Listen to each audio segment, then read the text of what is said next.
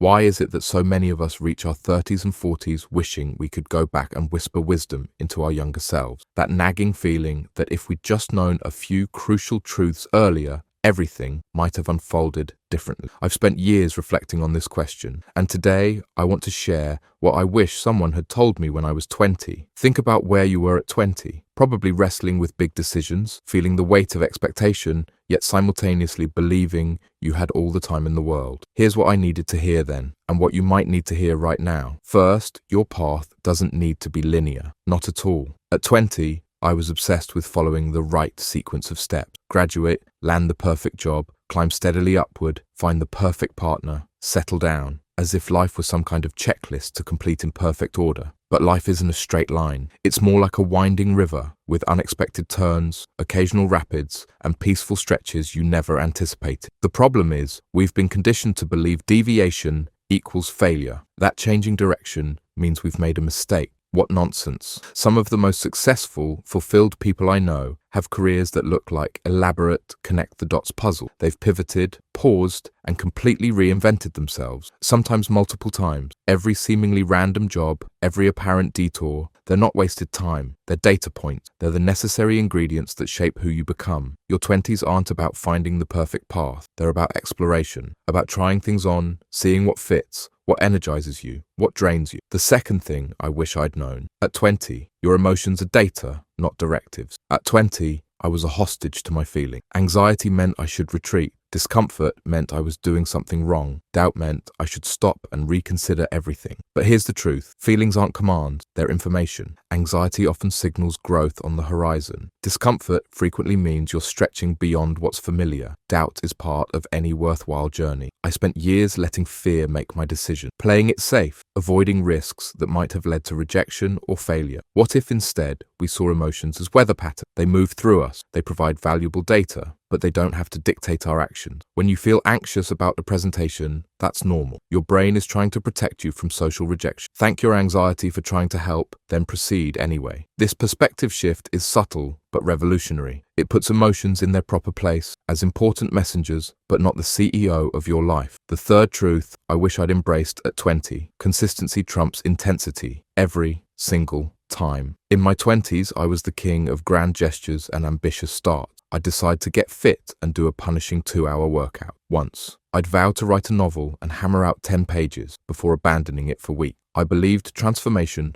required dramatic action. That change happened in powerful cinematic moments of determination. I couldn't have been more wrong. Real change, lasting change, happens through small actions repeated daily. It's not sexy. It doesn't make for inspiring montages, but it worked. Writing 300 words every day for a year will produce more than frantic bursts of inspiration followed by weeks of nothing. Exercising moderately 4 times a week will transform your body more than occasional all-out sessions that leave you too sore to continue. The magic is in the mundane, in showing up again and again, especially when you don't feel like it. This leads me to my fourth insight. Your environment shapes you more than your willpower. At 20, I believed achievement was simply a matter of trying harder, of pushing through with sheer force of will. But willpower is a finite resource, and it's often no match for your surroundings. If you want to read more, but keep your phone by your bed, guess which will win most nights? If you want to eat healthier, but stock your pantry with processed snacks, what do you think will happen when you're tired and hungry? Your environment, physical and social, is constantly nudging you towards certain behaviors and away from others. Want to change your life? Change your environment first. Put the book you want to read on your pillow. Keep the gym bag packed and by the door. Spend time with people who embody the qualities you want to develop. Don't rely on motivation. Design your surroundings to make the right choices easier and the wrong ones harder. Fifth, and this one hit me hard in my late 20s, other people's expectations are terrible compasses. At 20, I was hyper-aware of what others thought I should be doing. Parents, professors, peers, society at large. I'd internalized their measures of success and was navigating by them without even realizing. The result? I pursued goals that weren't truly mine. I chased achievements that left me feeling strangely empty when I attained them. Listen closely, because this might be the most important thing I share today. You get one life, and spending it trying to fulfill other people's visions for you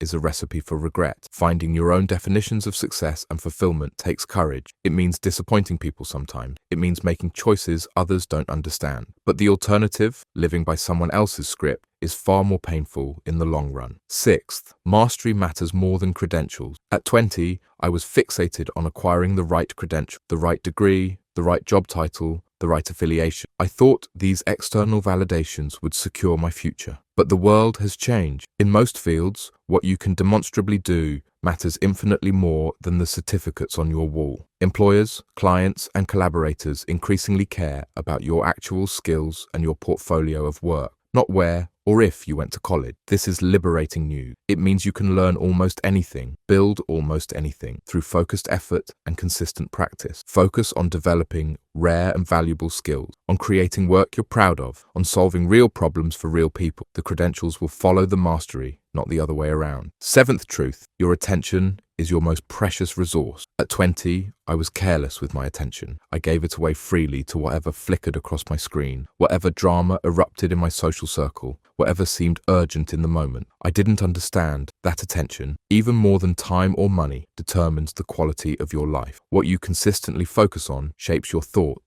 shape your feelings influence your actions, and your actions create your life. Yet we live in an economy built on capturing and monetizing our attention. Social media, news sites, streaming services, games, they're all competing for this finite resource. Guarding your attention requires intention and boundaries. It means regularly auditing where your focus goes. It means creating spaces free from digital distraction. When you reclaim your attention, you reclaim your life. My eighth insight, connection is the ultimate currency. At 20, I thought independence was the goal. Being completely self-sufficient, needing no one, showing no vulnerability, these seemed like marks of strength. But humans are wired for connection. Countless studies confirm that meaningful relationships are the strongest predictor of happiness, health, and longevity. Success without people to share it with is hollow. Achievement without community feels empty. Yet genuine connection requires vulnerability. It demands that we show up authentically, with our imperfections and uncertainties visible. Building meaningful relationships isn't about impressing others. It's about being present,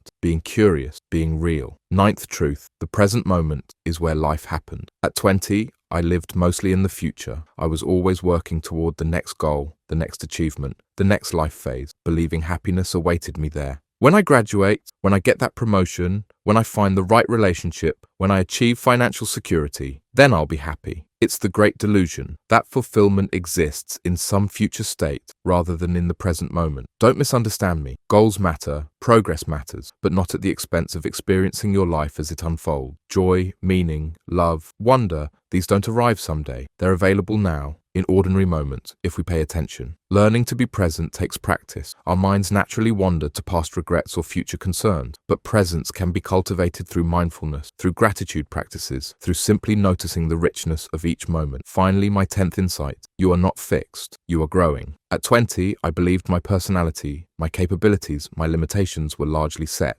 That success depended on discovering my inherent traits and working within those boundaries. What a constraining view, and one that science has thoroughly debunked. Your brain remains remarkably plastic throughout your life. Your personality continues evolving. Skills that seem impossible can become natural with practice and proper training. This growth mindset, the belief that your qualities can be developed through dedication and hard work, is perhaps the most empowering perspective you can adopt. It means your current struggles don't define you. Your past failures don't limit your future. Your existing skills are merely your starting point, not your ceiling. So let me ask you this. What limiting story are you telling yourself? What "I'm just not good at X" belief is constraining your choice. Now imagine releasing that story. Imagine approaching that area with curiosity instead of judgment, with patience instead of frustration. What might become possible then? As I look back at my 20-year-old self, earnest, anxious, trying so hard to get everything right, I feel compassion. I want to tell him that the path will twist in unexpected ways, that the setbacks will often lead to something better. I want to tell him, to tell you, that it's all unfolding exactly as it should. Remember, your path needn't be linear. Your emotions are data, not directives. Consistency trumps intensity. Your environment shapes you more than willpower.